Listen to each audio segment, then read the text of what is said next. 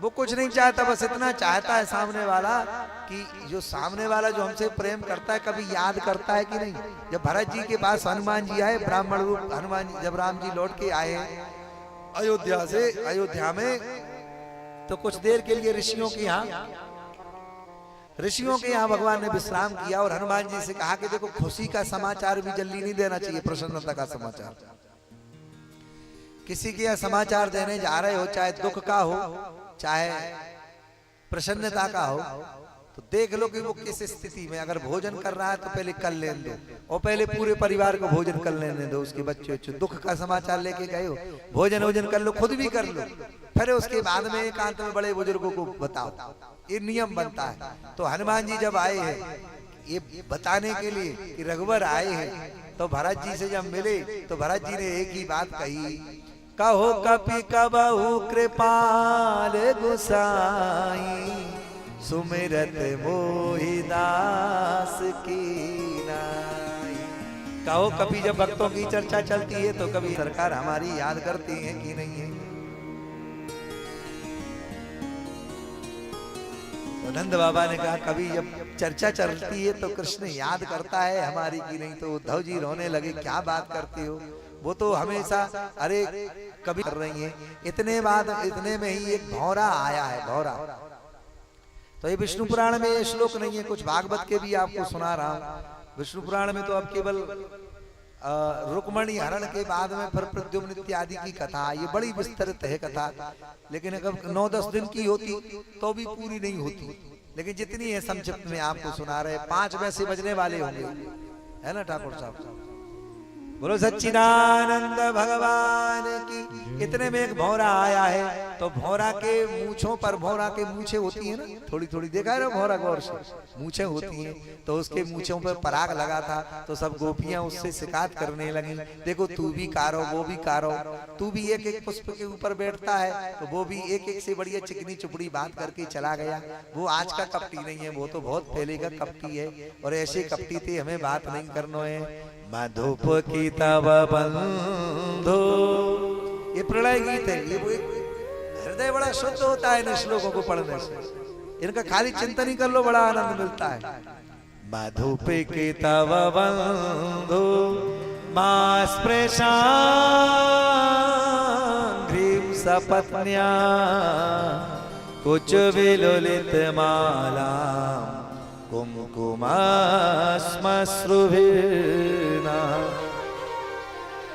बहतु मधुपतिस्तन माननीनां प्रसादं, यदुषदशि विडम्यं यस्य दूतस्त्वमी। हे उद्धव, हे गोपी, एक दूसरे से अच्छा उद्धव जी छिपके सुन रहे हैं, वो आज का कपटी नहीं है, वो तो बहुत पुराना कपटी है। बोले पहले उसने छुप करके बलि को मार दिया, अरे क्या जरूरत थी, उसने देखो शूर्पणखा को जो है कुरूप कर। इतने में तो सामने उद्धव जी आए हैं, तो उद्धव जी से गोपियां बोली, उद्धव जाके कहना हम कुछ ना कहेंगे, रूठेंगे कभी ना उसे, रूठने न देंगे, झूठ भी कहेगा तो हम सच मान लेंगे, अब ना यशोदा जी से चुगली करेंगे, चिट्ठियां ले जा रे उद्धव, जाके कहियो कन्हैया से, विरह सहा नहीं जाए। हो भगवान उद्धव जी आए थे कि 1-2 दिन रहेंगे, लेकिन गोपियों की बातें सुनकर के, गोपियों का प्रेम में प्रेम भरी वार्तालाप सुन करके गो आए तो थे 1 दिन के लिए, कि 1 दिन में सूचना देंगे चले जाएंगे, कि न माता न पिता तस्या।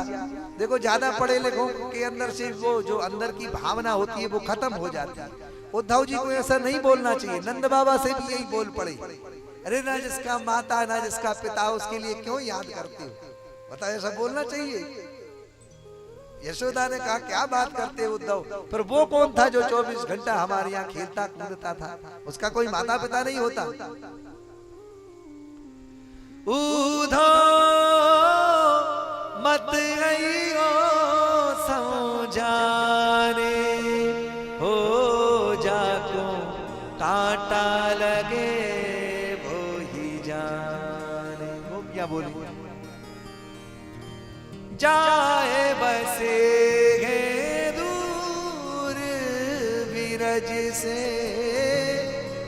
भेजत है संदेशा,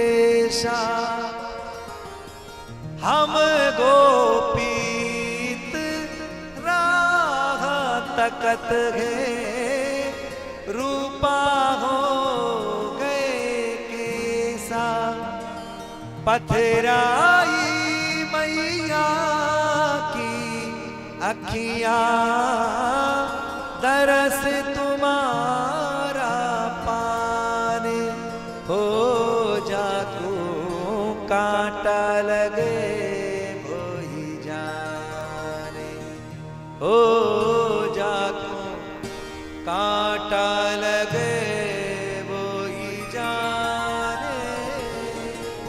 तब से वृंदावन में जब से भगवान गए छोड़ करके, तो नंद बाबा ने और राधा किशोरी जी के जो पिताश्री ने गली गली पर दरबार बैठा रखे हैं। कोई कृष्ण नहीं बोलना, क्योंकि कृष्ण आवाज जैसी सुनती हैं, कृष्ण का नाम सुनती हैं किशोरी राधा जी, तो मूर्छित होकर के गिर पड़ती हैं।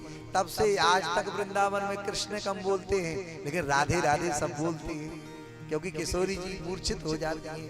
इसलिए गली गली पर दरबार लगी हुई है, कोई कृष्ण नहीं बोलना। जब वो कृष्ण की वाणी सुन लेती है तो मूर्छित हो जाती है, 2-2 दिन तक उसको होश नहीं आता। इसलिए आज से सब लोग राधे ही राधे राधे बोलना।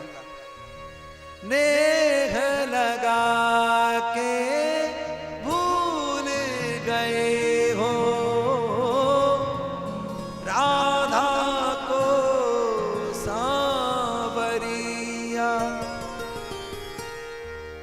कान्हा कान्हा रटते बन में, घूमेंगे बाबरिया, बरसाने की राधा देखो, आंसू लगी है बहाने, हो जाको कांटा लगे वो ही जाने। उद्धव मत आइयो समझाने, हो जाको कांटा लगे वो ही जाने।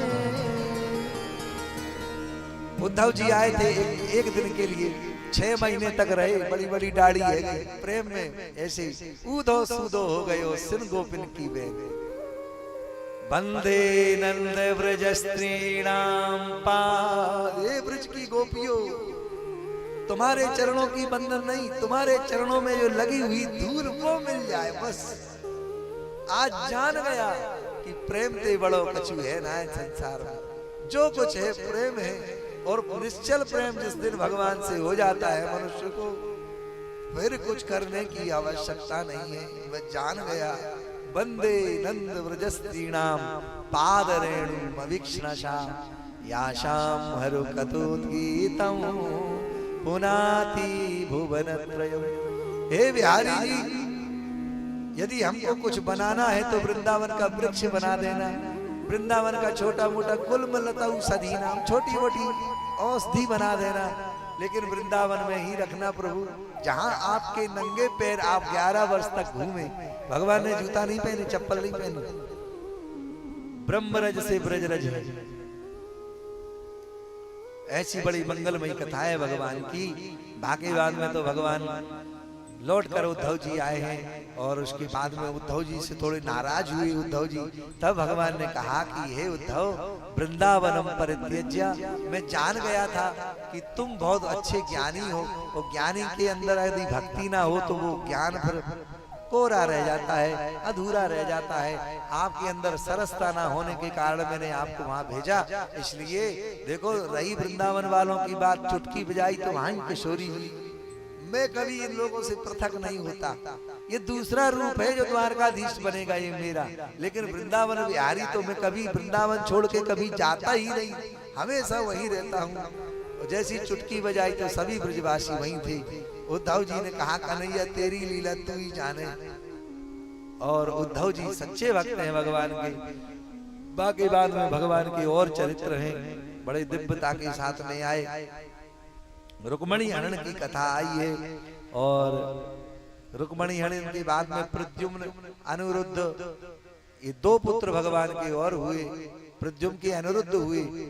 तो भगवान जब पूर्ण अवतार लेते हैं तो नमो भगवते तुभ्यं वासुदेवाय धीमहि प्रद्युम्नाय अनिरुद्धाय नमः संकर्षणाय च।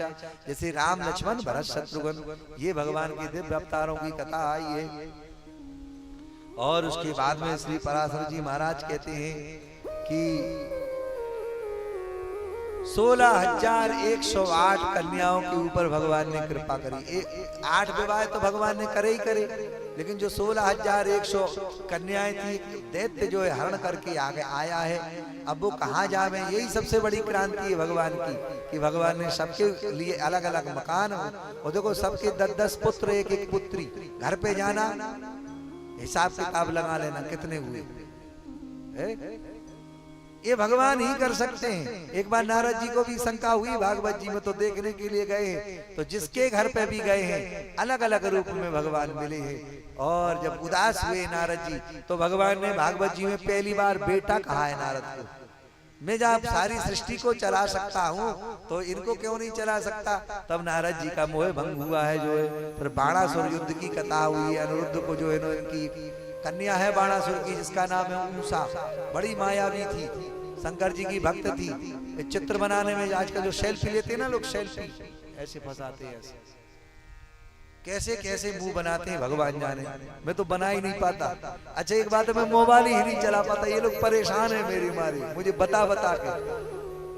मैंने उनसे, इन लोगों से कहा कि मुझे पढ़ने में आनंद आता है, या तो संगीत की बात करो, या पढ़ सकता हूँ मैं, लेकिन मुझे बड़ा कठिन लगता है। और ये लोग ऐसे ऐसे चलाते हैं ऐसे। अरे हम किए क्या, छोटे छोटे बच्चा ऐसे हाथ चलता है जैसे हारमोनियम बजा रहे हो, ऐसे छोटे छोटे हाथ मोबाइल में। अपना अपना अभ्यास है। तो जैसे सेल्फी ली जाती है आजकल, ऐसे उषा के पास एक कला थी, किसी भी कुल खानदान का नाम ले दो, जैसे आपके कुल खानदान का, तो फटाक से सबके चित्र बना देती थी। तो सोते हुए इसने भगवान कृष्ण के पुत्र को उठा लिया, अनिरुद्ध को। भगवान गए हैं और बाणासुर की जो है भुजाओं को काटा, और बाद में शंकर जी की से इनकी भेंट हुई। बड़ा सुंदर ये प्रसंग आया है। और उसके बाद में भगवान की दिव्य दिव्य कथाएं हैं। उसके बाद में पांडवों का स्वर्गारोहण की कथा आई है। केवल धर्मराज ही स्वर्गारोहण गए हैं। और बाद में तो एक बार भगवान, ये उत्तर चरित्र है, वसुदेव और नारद जी का दिव्य प्रसंग आया है। उसके बाद में कलयुग के धर्म का निरूपण आया है। बोलो सच्चिदानंद भगवान की। कलिमल कृषे धर्म सब लुप्त सदग्रंथ दम्भनि निज कलि कल्पना प्रकट किए बहुपंथ। बोलो भक्त वत्सल भगवान की। ये भगवान की मंगलमयी कथा आप लोगों ने हमसे सुनी, जितना हमसे हो सका हमने आप लोगों को। देखो, कलयुग में दुर्गुण बहुत हैं, लेकिन एक गुण बहुत अच्छा है। बहुत दुर्गुण है, आलसी है। और आप लोग ये आश्चर्य बिल्कुल मत किया करो कि बगल वाला नहीं कथा सुनने आया, वहां के किसी की निंदा स्तुति नहीं। आप जितने लोग, क्योंकि भागवत जी में 2 लोगों को ही बुलाया है कथा में, एक रसिक को और एक भावुक को। बाकी लोगों के लिए तो गोस्वामी जी ने पहले लिख दिया है कि आवत यही सर अति कठिनाई, बहुत कठिन है यहाँ आना। आप क्या समझते हैं, हर कोई आ जाता है। अच्छा, एक यहाँ बुंदेलखंड में एक वो नाच गाना होता है जिसको कहते हैं राई, होती है कि नहीं यहाँ? और जब होती तो लोग इकट्ठे होते हैं कि नहीं होते? जो कभी कहीं नहीं जाते वहां जरूर जाते होंगे, बड़ा प्रेम करते हैं। तो इसके ऊपर गोस्वामी जी ने लिखा है, तुलसी पूर्व जन्म के पाप से हरि की चर्चा न रुचे जिनको, तिन सुंदर नार बुलाए लई, नचबाबत है निज कारज को। तो वो नाचती है, पता कैसे नाचती है, वो क्या संकेत करती है? तो तबला तो कहे धिक है, धिक है, धिक्कार है, धिक्कार। तबला दादा देना, दादा देना, दादा देना, ऐसा बोलते ना। तो तबला तो कहे धिक है, धिक है, और मजीरा कहे किनको, किनको। पर वो हाथ उठाती ना, ऐसे से नाचती है। तो दोनों हाथ उठाए किनार कहे इनको, इनको, इनको, इनको। वो खुद ही संकेत देती है बेचारी, उसकी तो मजबूरी है, वो पैसों के लिए नाच रही है। लेकिन जो भगवान की चर्चा, पूर्व जन्म के पाप से हरि की चर्चा नहीं रुचती। आवत यही सर अति कठिनाई लिख दिया है गोस्वामी जी ने। जबरदस्ती बैठा भी दोगे तो वो तो बैठा रहेगा, लेकिन मन नहीं रहेगा उसका। लेकिन आप याद रखना, कलयुग में दुर्गुण बहुत हैं, लेकिन एक बहुत बढ़िया गुण है। कृते अध्याय तो विष्णु, त्रेतायाम यजतो मखई, द्वापरे परिचर्यायाम, कलौ केशव कीर्तना।